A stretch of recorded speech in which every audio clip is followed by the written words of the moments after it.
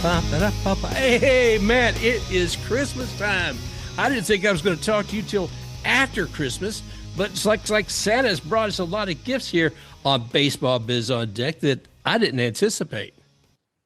Looks like he brought us a stocking full of goodies, but I don't think he's come up with the biggest present of all yet. I Yeah. still think that one is coming.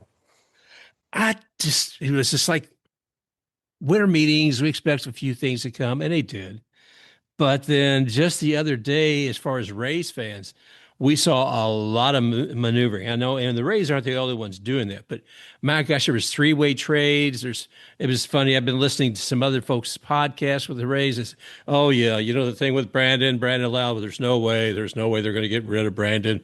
And I thought, dude, yeah, we got him for a song, but that's also the reason what makes him so attractive, for other teams as well. Is coming up with arbitration on some of that. And you look at, well, I'm not going to roll up. I want you to tell us about the players, and I'll tell you what I think about each one of them, if you like. So, which trade do you want to go through first? I'm imagining the Pittsburgh one, correct? Yeah. Yeah. So the Pittsburgh one was the more complicated of the bunch, but I think, there's a way to summarize it, and I'll do that at the end. So, but I'll break down what the trade actually was, and I'm pretty sure the majority of people by now would have heard it. But the Rays sent Brandon Lowe, Jake Mangum, and Mason Montgomery to Pittsburgh. So those are the guys that are leaving town. So in that, you have Brandon Lowe has 1 year of control left at Right. $11.5 million. Now, Pittsburgh can decide to extend him if they want. They might have plans to do that. So we don't know. Now they control the player. That's part of it. So they know they have him for the 1 year, though. Jake Mangum is controllable longer term than that. He's a free agent in 2031.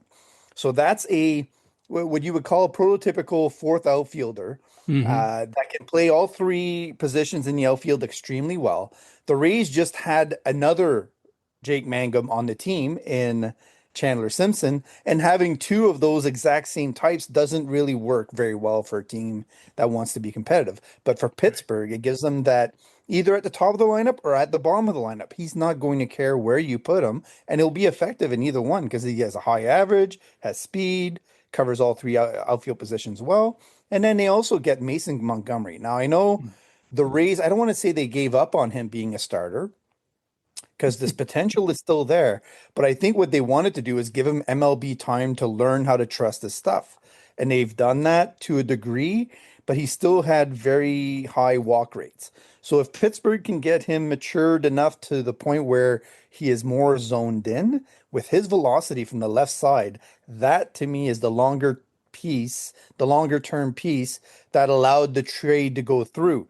Because in Mike Burrows, they're giving up a guy that would have been, a mid-rotation starter for 5 to 6 years, and that has extremely high value.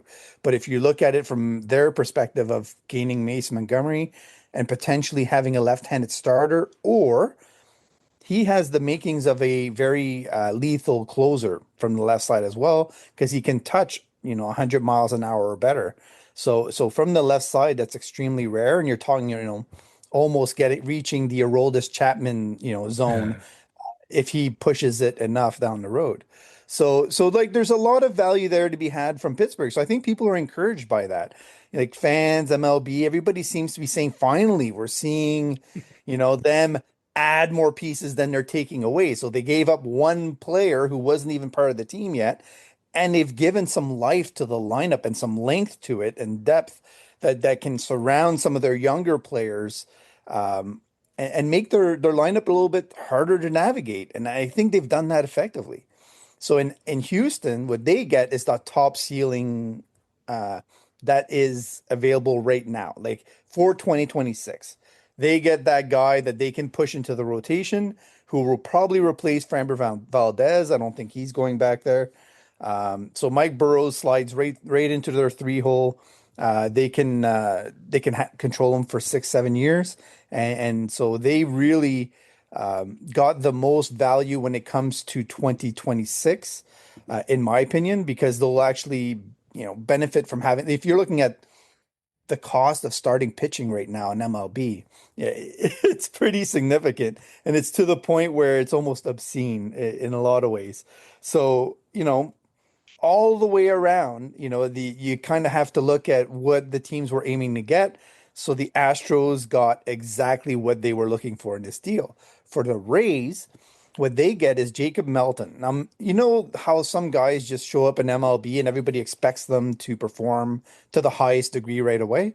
He wasn't that guy. And that's the only reason he's available to the Rays because his talent is significant. He's the kind of guy that the Rays, you know, you're talking about a Kevin Kiermaier-ish type of defensive value in center field. You're talking about a guy that may have a better hit tool down the road than Mhm. KK ever had, and certainly more power than KK ever had overall. So it depends. He's like on that fringe guy. He could go either way. He could become another fourth outfielder, or he could become a dominant center fielder that's in some All-Star games and win some Gold Gloves. So he has some risk associated with him. But where you're in the position of the Rays and you're looking at opening the stadium, down the road with your best version of your team, Jacob Melton could very well be one of those really key pieces. But the pièce de résistance for the Rays, or the guy that has the highest ceiling in this entire deal, in my opinion, is the pitcher that they got, which is he's an undersized guy right now, but he's one of those talents that you really, you get excited about because you can see the ceiling being that of a number two or a number one, so, down the road, either or, because the stuff just has so much bite to it. And really, it'll come down to health, development, how much he can develop the secondary pieces that he has in his arsenal. So from what I've heard, most people talk about from Baseball America, from MLB Pipeline, from people that watch the game a lot, he is the player that has the high ceiling, but also with that carries the most risk because of his size and that he's only an A plus.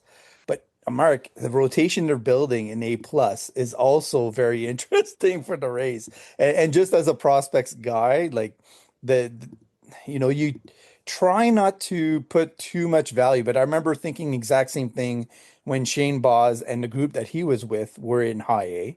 And it didn't take very long from that point onwards for him to arrive. I think Shane Baz went to double A the next year, and then boom, he was in MLB. He Yeah. never even went to triple A.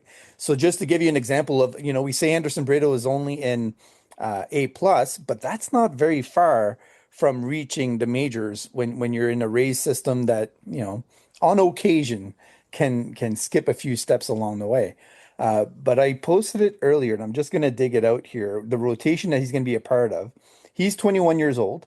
He's going to be with Santiago Suarez, Trevor Harrison, Jose Urbina, and Andres Golan. And all of them had a FIP, that's a fielder independent, basically ERA, and of under 3.75. So I think he had one of 2.91, and Santiago Suarez, who's been consistently in the top 10 prospects for the Rays, is at 2.97. So you could say he's a smidgen better so far than Santiago Suarez. Now, when you're looking at that in the trade value from a Rays prospects group perspective, uh, you know, that's how I like to measure things because you're Yeah. trying to get measuring sticks that make sense. So I think the Rays ultimately got a guy that is 2 years away from being in a rotation, and they got a guy that they can plug into their outfield and improve it right away. So that's where they got their immediate improvement from last year to this year. Well, let me ask you a couple questions here. One, you're talking about a guy who can be coming up in, maybe later this year or next to be part of our rotation. But Shane Baz was part of our rotation right now. Mhm. And to see him go away, and you're talking about our outfield, well, I mean, we were doing pretty well with the outfield. I mean, even you look at Jake Mangum, who I loved watching, and as you pointed out, though, Chandler Simpson is also a great player there. And did we really need both of them? So what else are we looking for there? I have some questions about Shane being able to. I think they're getting a great deal because he's still he's not what can I say? There's still a lot of left on what before he's actually a free agent, I believe, on this, and that is very attractive to somebody else who wants him. And it's also a reason I think the Rays look at getting rid of somebody before they're going to go to free agency. Right. So Shane Baugh's trade was completely different in terms of the makeup of it. And the Rays, honestly, they got more from the Shane Baugh's deal from the Orioles than they got from the Chris Archer deal. Yeah. So just to put it in perspective, think back to that trade and how everybody said, that's crazy. Yep. Well, Yep. Yep. this one is crazier. This one is, Mark, I was shocked when this one fell because, first of all, because they're in the same division, right? This is the kind of price that the Astros last year, when the Rays offered up Shane Baz, they balked at it and they said, no, no, no, no, no, we can't do that. We can't go there. And that's how the other trade with the Astros included and Pittsburgh ended up coming into play because they had already done all the scouting at that point in midseason to do it.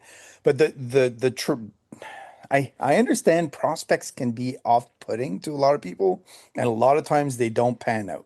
But Well, what I like about I this mean, let me trade, stop you for a second, Matt, because yeah, that's the thing. I think a lot of us are sitting here thinking, oh, well, we didn't get to playoffs last year or this past year, and now we're looking at prospects. We're looking for more future, Matt. We're looking for, I want them now. I want a team now. I get it, and you're going to get it now. So let me paint that picture first, okay? So the Rays rotation right now, okay, as it stands, and this is the now and today. Drew Rasmussen, Ryan Pepio, Shane McClanahan, Steven Matz, and Joe Boyle. That's a lethal rotation. So you've given up Shane Baz. You're not any shorter for the wear.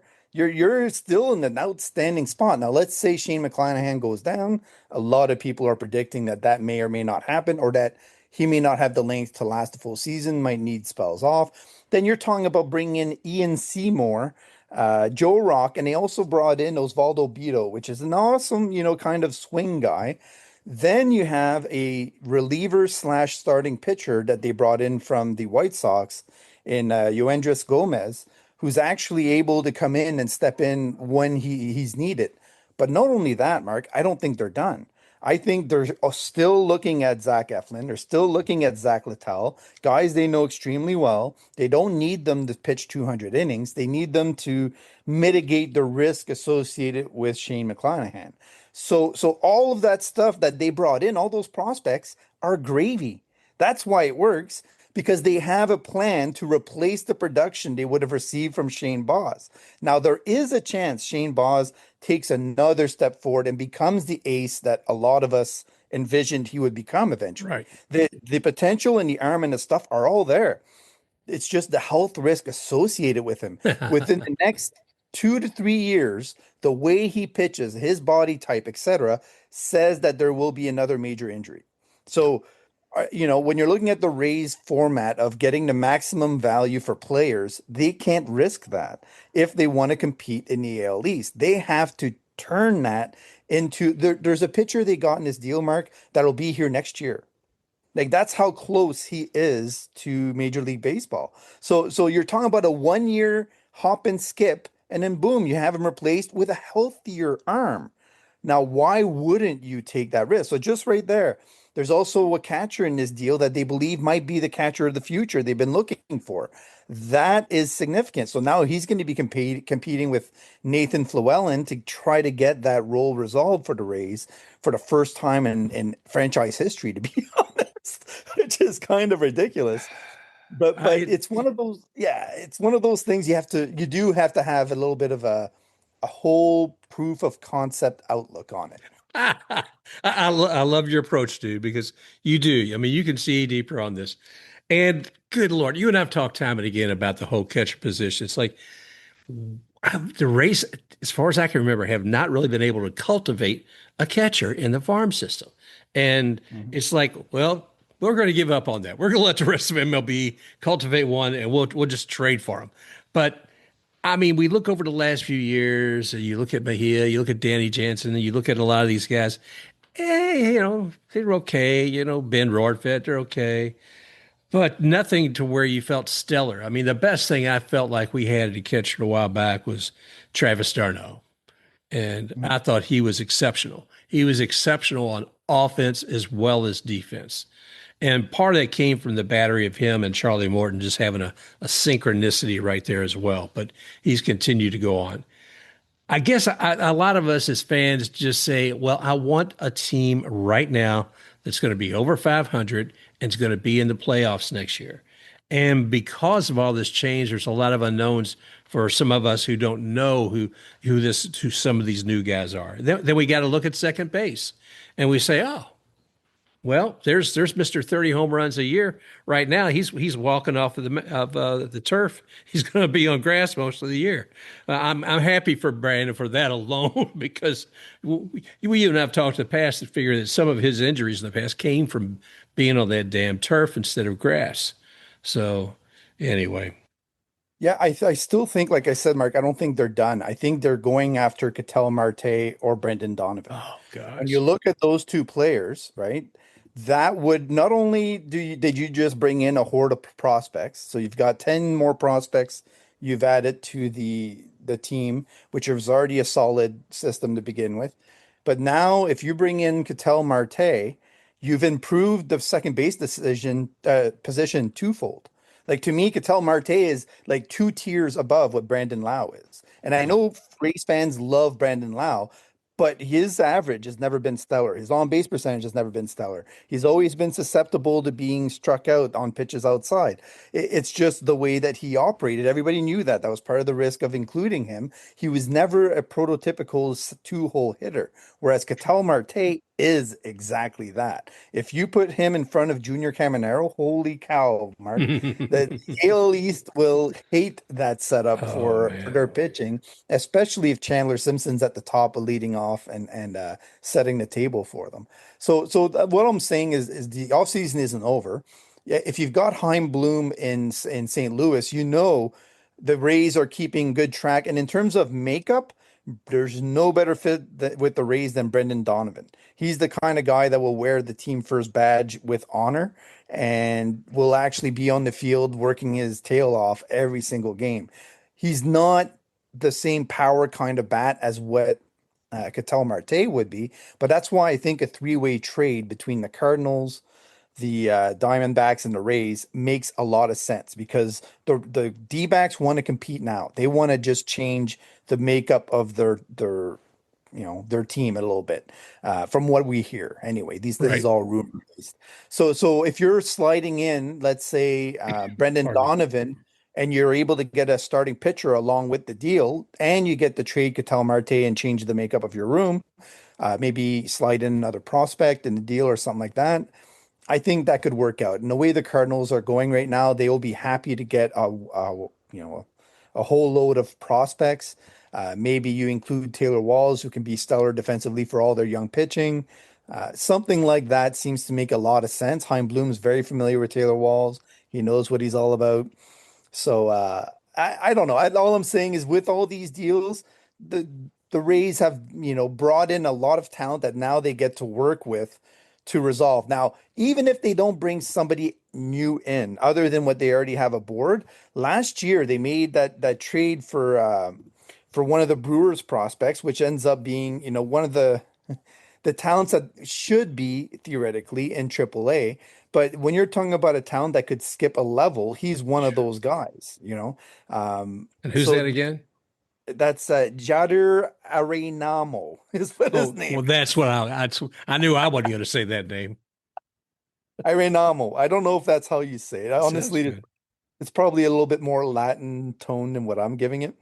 But he played in Double A last year and he had a 126 WRC plus. He's double digits home runs, digits steals, strikes out less than 12% of the time. So his bat and his approach at the plate are very advanced. He's got speed, he's got some power, and he can roll all the way through the infield in terms of second base, shortstop, and third base. But more than that, they brought in the AAA MVP, Reynald Delgado, which I mentioned last week and the week before, and he would be able to slide in right away. Right. And they could be that they have bigger plans for him than we know, or that they want to include him in a trade. I don't know. But the point is that second base is solvable very easily. Whether you slide Jonathan Aranda to second base from first, which I know a lot of people don't like, or you use an internal piece like Taylor Walls or Carson Williams or somebody else, they have the means to do that. And if it means getting, uh, center field and a frontline starter as part of a deal, that makes a lot of sense in my opinion. And the Rays had to change up their outfield makeup. What I like about this deal also, Mark, is it points to if they gave up all this talent to get Jacob Melton, okay, so the Rays obviously believe in this guy quite a Right, bit. right. To me, what that means is that he's getting center field. And it means Cedric Mullins is sliding into that Manuel Margot role that I mentioned before, which is perfect for him. So he slides over to right field instead of center, which keeps his older, aging legs a little bit fresher, but still improves right field defense significantly for all the Rays pitching above what Josh Lowe offered. So now the question is, where does Josh Lowe wind up? Yeah, I see. I don't know where, but I don't see him with the Rays. I don't see him with the Rays by the end of the season, and maybe before the first of the year. I don't know where you put Josh. He just wasn't able to have the consistently good game. He's had some moments. There was times in the past you really could be cheering him on. It's still cheering him on, but it's not there. It's time for somebody else. So Yeah. I see him gone. I don't know who's going to pick him up, and I don't know what would be the methodology, or rather, what would be the appeal to other teams, because he has seemed like he's been on a bit of a slide. Absolutely. So I just want to touch on the other pieces the Rays got for Shane Baz, because I think, okay, you're giving up that one arm, which could fall off in the next 2 or 3 years, right? You're Right. giving up that front line potential. And what they got back was Michael Fort, who'd be the first one to arrive, or Austin Overn. So Michael Fort is a double A pitcher. He'll be able to slide right in, probably a number four, number five starter is what you're looking at, to be honest. He's not going to be a frontline guy like the other guy that they got in the other trade, but he's still an intriguing guy in terms of what he'll be able to provide the Rays in terms of starting pitching depth. So after that, you're looking at the hang on one second, I lost my place here. I just want to make sure I cover every single one of these guys. You've got Caden Bodine, which is the catcher that I mentioned before. He's Right. going to be a little further away. He's got a significant hit tool above what catchers his age normally have. So that's where the package of the defensive abilities being average to above average as a catcher, but the hit tool being a plus is something the Rays have never had in their system ever. I think Nathan Flewellen is becoming that a little bit, still has a little bit more to prove, but Caden Bodine is one of those guys that really, I think everybody's raving right now about Kyle Teal with the Chicago White Sox. Okay. Caden Bodine could be exactly that kind of style. And I have a really good feeling about what he would be able to become with the Rays. Slater DeBrun is a outfielder who's 5'10", 190. A lot of people, and I hate to put comparisons with young guys because this guy's 18. He's still really far away from the majors. But people are comparing him to Corbin Carroll in what he brings to the table in terms of makeup, speed, power, the whole package. He's got a really level head on his shoulders, plays the game hard. He writes music, and he actually Uh, is a performer as well. So he's got some pizzazz and some personality to go with it as well. So he's Love not it. just a one-trick pony, which is always fun. You're bringing some life into the team as well. But Austin O'Verne is if you would have looked at it all, we've talked about the guys with speed in the race system, right? And we think, wow, they've got one of the fastest systems in MLB. Well, if he had played with the race system last year, he would be the speediest guy of them all. He had Wow. 64 steals, so he would have ended up at the top of the list, above Homer Bush Jr., above whatever. So, you're talking about Homer Bush Jr. in AAA, then you've got Austin O'Verne in AA. You've got two guys that can steal 60 plus Oh, on top of having Chandler Simpson on the team. So again, the floor with Austin O'Verne is very high because you're looking at him already as okay, he should be a very solid fourth outfielder or a guy off the bench that can help your team out. The strikeout percentages are still a little bit of an issue, and the hit tool still has to come through. So essentially, if you're very familiar with the Rays system, and some listeners might be, Colton Ledbetter is the guy that I would compare him to, but with double the speed, essentially. So the same kind of power, the same kind of hit tool, but more speed. So again, it hires his floor, or sorry, it makes him having a higher floor than Colton, and it puts pressure on Colton to perform as well. So that's the other angle that we don't talk about enough. All of these guys that I mentioned coming in increase the pressure on the prospects already in the Rays system to say, just for playing time within the affiliate that you're a part of, you're going to have to show up and play hard, or else you're Yeah. going to get pushed to the side or dealt, or something else is going to happen. So this is competition breeds the best out of these teams. And the one thing that I didn't mention on top of it is that they have the compensation pick, which is going to be around 33rd overall. There's still some things that can change because of the signings and what will take place. But essentially, they're adding a first round pick. Now, a lot of that is because there was penalties for a lot of teams that ended up having going over the luxury tax. Okay. So they dropped back 10 spots. So normally that pick would have been somewhere around 39, 40.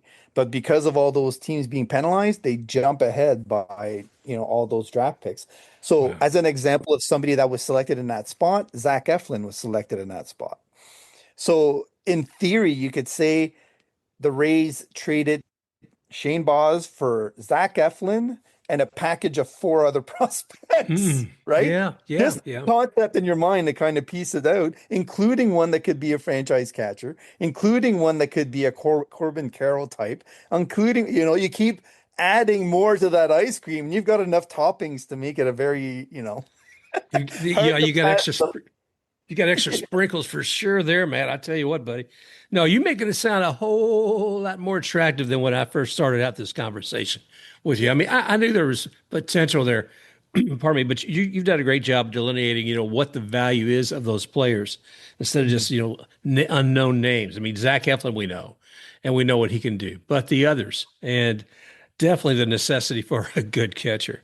Uh, I am really curious to see what else they do. My gosh, the whole idea of Ketel Marte, or Donovan, either one of those people, Let's I go would. back to let's go back to that one. Now, you just said, so how much money did they clear up by making these moves? Right? So Brandon Yeah, Lowe made 11 point or was is going to make 11.5 million. Shane Baz is going to make just over 3.5. So right there, you've cleared the money that would be paid to Ketel Marte, because there you Ketel go. Marte is only making 12.5. So not only could you pay Ketel Marte, you still have money left over to go and sign Zach Eflin or Zach Littell. So I'm telling you, Mark, I think those are the two next pieces to fall. Because I don't think the Rays want to bow out of 2026 altogether. I think Good. they're realistic about their chances, but they'll want to hang around and kind of see how things can shake out. And the trick is with Ketel Marte is it's rare that you get the opportunity to bid on a player that is on a team-friendly deal for 5 more years and can anchor your lineup, right? So it's basically as if the Blue Jays decided they wanted to trade Bo Bichette 2 years ago. And he was controlled for 5 years instead of three more, right? Like Right. something like that. It's essentially what the Rays will be getting in that deal. So it's going to be costly. It's not going to be cheap, but I still think it'll be worthwhile if they can make it happen. Man, oh man, I'm really hoping that's what we see because there are a lot of Rays fans. I mean, you're not the Yankees expect to be winning the World Series every year, but you certainly expect to be in the playoffs. And that just kind of hurts the last couple of, years. We expected more. But I think that there's promise. I think the new owners want to make a difference. They've left key elements in as far as who's going to be making decisions. So from your mouth to Neander's ear, we we hope that those come into play because I absolutely love the idea of seeing Ketel Marte out there, man. I mean, see, so we bring who are the biggest we'd be bringing in it? We're talking about Ketel Marte just for grins and giggles. We've Mhm. got Cedric Mullins, so that's the other biggie right now. And And say again, please. Jacob Melton, which would Say also improve the outfield. that's right. And then we still and we got plenty of people that we already have too. I'm not sure where we're going to Jake set Rich. Ryan Vilade, sorry.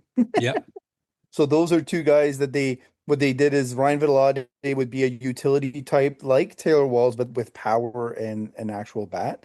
And then you have Jake Fraley, who is an improvement on Josh Lowe from the left side and also helps replace Brandon Lau's left-handed bat in the lineup, assuming they do land Ketel Marte.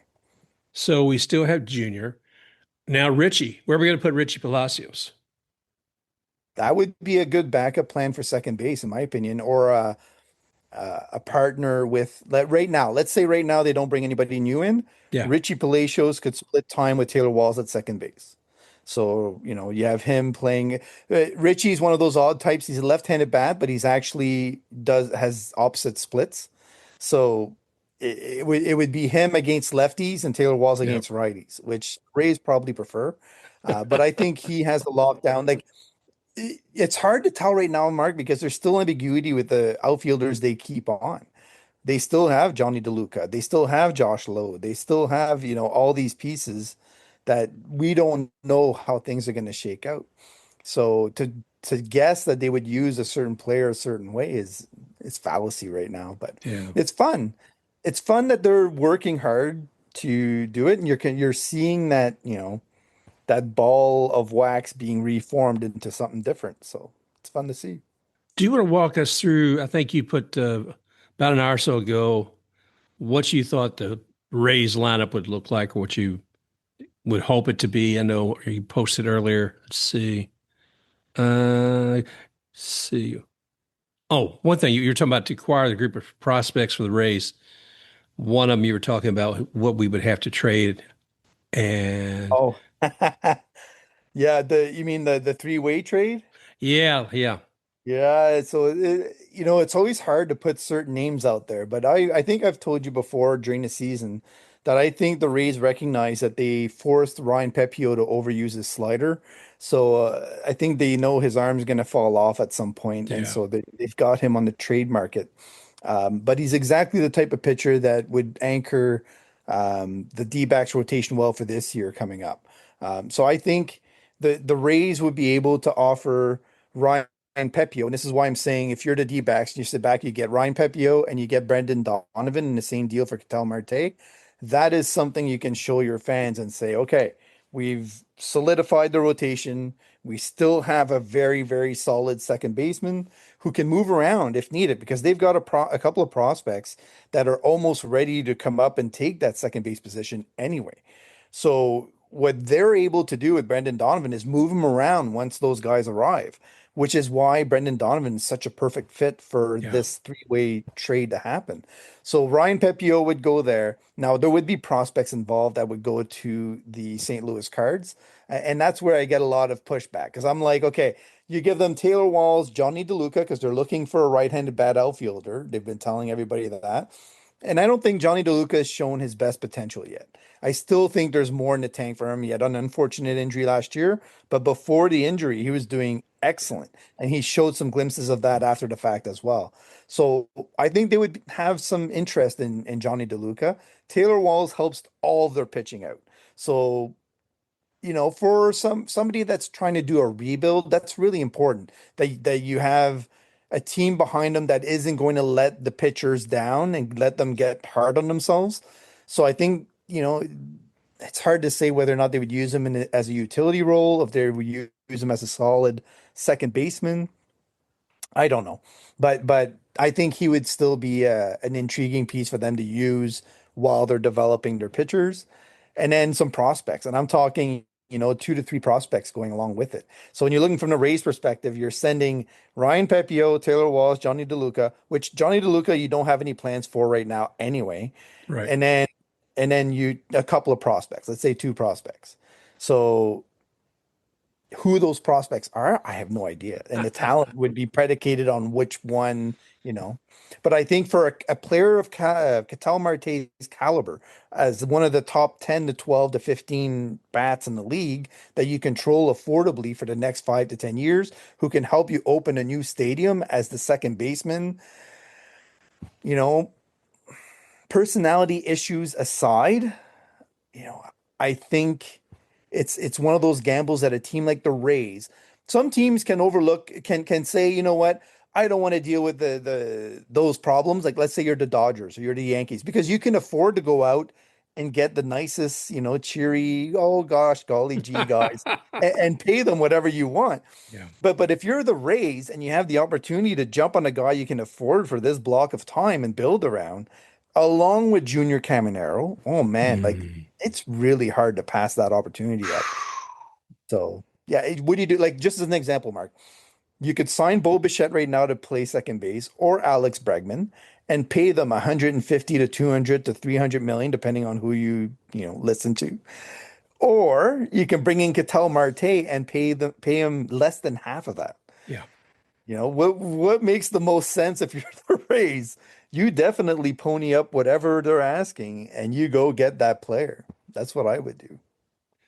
Well, the Rays have always been smart with their money and, finding talent and finding a good combination, trading players, pardon me, trading players when they're maybe at their peak or at their downslide and when they still got enough control to do something with it. So I think with what you're painting here today, we can definitely see that.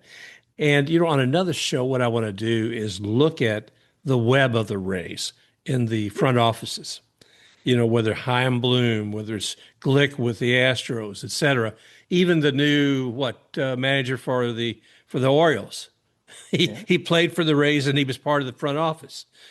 Well, maybe we'll do a show on just some of that someday. But it's interesting because those conversations about these players can probably be held in a more collegiate conversation than coming up, knocking on the door, talking to a manager or somebody else you never met before.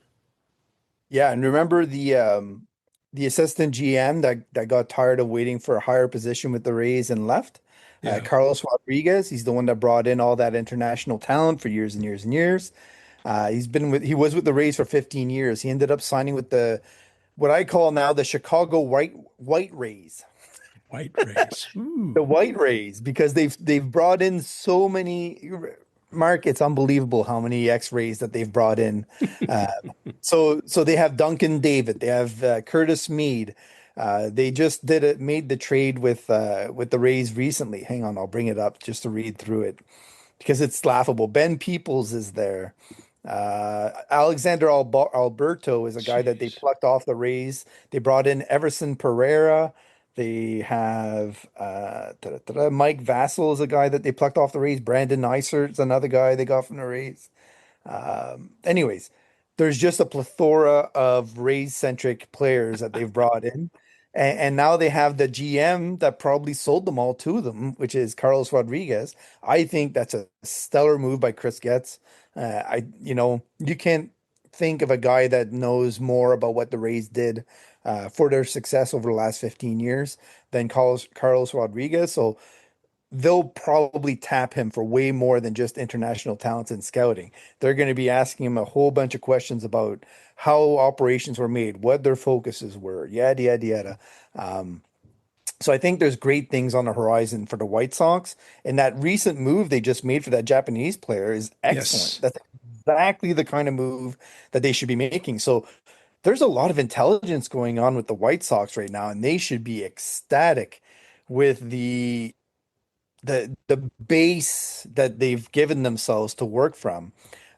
Because if you're a White Sox fan, for too long you've been looking at the north side, getting all those players, and now you get to rub it in their faces a little bit that you brought in this Japanese guy, and they're losing Kyle Tucker, and they can jab each other a little bit. But Yeah, I it's was. nice to go ahead. No, no, I was just going to agree with you. It's nice to see some traction, from the White Sox because as a fan, it has to be so much pain. I know the podcast Good Guys Talk Back, which is based on Good Guys Wear Black with which White Sox did years ago. And it's hard. I've listened to their podcast sometimes this past year, and I could tell it is hard for them to have that show. But after that, we're going to see about maybe getting them on. We're talking about getting Nathan Andrews on from Full Count Chaos to talk about the Orioles. Uh, it'll be fun hearing what some of what they expect with the future of this as well. But my gosh, go ahead. I interrupted you. I'm sorry. No, no, that's all good. I was just going to mention too, we talked last week or the week before about the Mets and what they were going to do with Jeff McNeil, Yep. and the Athletics picked him up. So I think the next big piece to fall will be an outfielder going to the Mets. Now that they've moved Jeff McNeil's contract, I think that they'll be ready to take in either Kyle Tucker or Cody Bellinger. And then a lot more dominoes will fall after, well, once that takes place. But it's good to see, some morphing of teams. You saw Yeah. Wilson Contreras go to the Red Sox. I think that'll make Tristan Casas available in trade potentially. It also points to the Cardinals finally deciding which road of the track they're going on. It seems like they should be pretty much selling now more so than trying to convince their fans they're still competitive. Yeah. So Yeah. so it's, there's teams that are going one way, there's teams that are going another way. So I enjoy that. I enjoy that shift. I'll throw another signing out there I would like to see is Eugenio Suarez um, going over to the Marlins. I think that would be a solid fit, or going to Pittsburgh along with Brandon Lowe to finish off what they started, because I think both those teams could use the power that he has. And it doesn't seem like the Mariners want to bring him in for what he's asking. So, yeah. Oh my, it's just it's exciting time, man. The hot stove is still cooking. Christmas is upon us here in a couple of days. We're recording this on December 22nd here on Monday. Just, man, I said I already had Christmas plans, but we could not talk about this. It was just too exciting what's been happening. Um, you brought up the Cardinals there at the end, and it's funny. I think about them this time of year. When I think about them, I'm also thinking about Kurt Flood and how after years and years and years of being a player for that team, the reserve clause, and then suddenly they didn't want him anymore. They wanted to move him somewhere else. And this is a man, I mean, you don't think about this as players a lot anyway. They build a place in the community. He actually had a photography studio as well there. He ran. There's a tragic life around Kurt, but he was committed to seeing change, not just for himself, and as far as being able to make decisions about where he would play. And I think he was quite aware that this fight would not end with him. It was going to take some time later to the fight for free agency to be able to pick where a player would play. Because what it was, the reserve clauses basically they reserved you each year to play the following year for that team or nowhere else. You really couldn't go anywhere else. And let's see, I talk about it this time of year because one of the things is, Matt, is that Marvin Miller and Kurt Flood working together, trying to figure out what can they do. Well, Kurt Flood said, well, I'm going to send a letter to the commissioner. So on December 24th, and that's all the way back in when, 1969, he sent the following letter to Bowie Kuhn, Commissioner of Baseball. I'll read it here for you. Dear Mr. Kuhn, after 12 years in the major leagues, I do not feel that I am a piece of property to be bought and sold irrespective of my wishes. I believe that any system which produces that result violates my basic rights as a citizen and is inconsistent with the laws of the United States and of the several states. It is my desire to play baseball in 1970, and I'm capable of playing. I have received a contract offer from the Philadelphia club, but I believe I have the right to consider offers from other clubs before making any decisions. I therefore request that you make known to all the major league clubs my feeling in this matter and advise them of my availability for the 1970 season. Sincerely yours, Kurt Flood. Wow. And so And that's began what? that's leadership, Mark. It When you're is talking about leadership. people that lead by example, that's leadership. It is leadership. And I know I've said this before because he's kind of a hero for me, outside of the game, what he did, because there's so many other people who benefited from that work. And we talked about this before. I said when Garrett Cole signed his contract with the Yankees, he gave a tip of the hat to Kurt Flood because he knew that if there wasn't a Kurt Flood, there wasn't going to be a Garrett Cole signing a contract like that as a free agent. And so ball players everywhere, as they advance in their careers, a lot of that comes from Kurt Flood, Marvin Miller, and there were several others as well. Don't get me wrong. There are several other people that we should consider and give gratitude for. But I don't know, Matt. It's going to be interesting. We talk time and again about what negotiations are going to be with Major League Baseball, and that's to me right now. I'm not going to get into particulars, but it seems like there's a bit of mudslinging going on back and forth, and we'll get in maybe some of that in the future. But I just want to say Merry Christmas to the fans and Kurt Flood, his family, and all that he did. Do you have any notes you want to make sure we cover today? I think on that same tone, like the pressure is going to come right because there's going to be accusations made. If right now, when I look at a lot of free agents, I'm like, well, where do they fit for the money they are looking for? And there's so many players that are high end that really don't fit with very many teams. Yeah. And those teams are probably saying, you know what? I've got a young guy I would rather slot in. So there's this tedious, uh, and it's part of the animosity that Major League Baseball has built into the process of the CBA Yeah. that's going to result in this. But I think there's going to be finger pointing when so many free agents are still not signed. And like you stated before, spring training is coming a little bit earlier this year because of the WBC, and they're not going to be signed by the time spring training opens. Yeah. And they're going to be saying it's because of the CBA renewal and yada, yada, yada. And there's going to be all kinds of accusations taking place. I hope I'm wrong. I hope that they sign most of them beforehand and that it ends up being a lot more, amicable. But all that to say that these guys are getting an opportunity that wasn't always a guarantee, and they should appreciate the process and kind of be mature about making sure it remains as beneficial as possible for all sides involved, basically. And if you come at it from that angle, I think it's going to be a lot better outcome overall. Um, the whole cap thing we're not going to get into today, No. but the amount of money being thrown around is still extremely healthy. People are still talking $400 million for Kyle Tucker.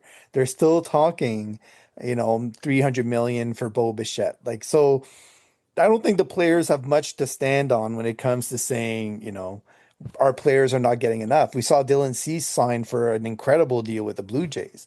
The money is being spent. It's just, you know, it's MLBPA is going to try to use the angles that they have, to try to benefit their cause. And that makes a lot of sense. Well, you have to think, pardon me. Well, you have to think of the Major League Baseball Players Association much as if they're Scott Boras. They're there to negotiate for their players the best deal they can. And I don't know what that's going to be. And so we could talk about this further in the future. Right now, we know there's something going on where there's going to be conversations going on between now and spring training, as you pointed out. That's my big one. I'm going to take away from today is looking for Ketel Marte to be a Ray. So that's my big joy from this conversation today, my friend. Absolutely. Mark, if Ketel Marte ends up getting traded to the Rays, we can have another podcast and we can review it and There we you can go. pat ourselves on the back that we helped make it happen. All right, Matt. Well, thanks again, buddy, for getting here on this little special show here, talking about all the excitement going on with the Raise Up edition of Baseball Biz on Deck. I want to thank you all everybody out there, and enjoy your Christmas, Hanukkah, New Year's. Maybe a little late for Hanukkah at this point, but whatever. Oh, and don't forget Festivus. Happy Festivus. For the rest of us. There we go, brother. Okay, thank you all again for joining us here today on Baseball Biz on Deck, and we look forward to talking with you again real soon. When you put in that Costanza rant. I got a lot of problems with you people. Now you're going to hear about it. You have been listening to Baseball Biz on Deck. Just a reminder, if you enjoyed this show, go ahead, like, and subscribe to Baseball Biz on Deck. Also, you can find Matt at matgermain.b skysocial. That's Matt at matgermain.b skysocial. Or Mark at baseballbizondeck.b skysocial. You may also find Baseball Biz on Deck at iHeart, Apple, Spotify, Amazon Music, and at baseballbizondeck.com. Special thanks to XTakeRUX for the music, Rocking Forward.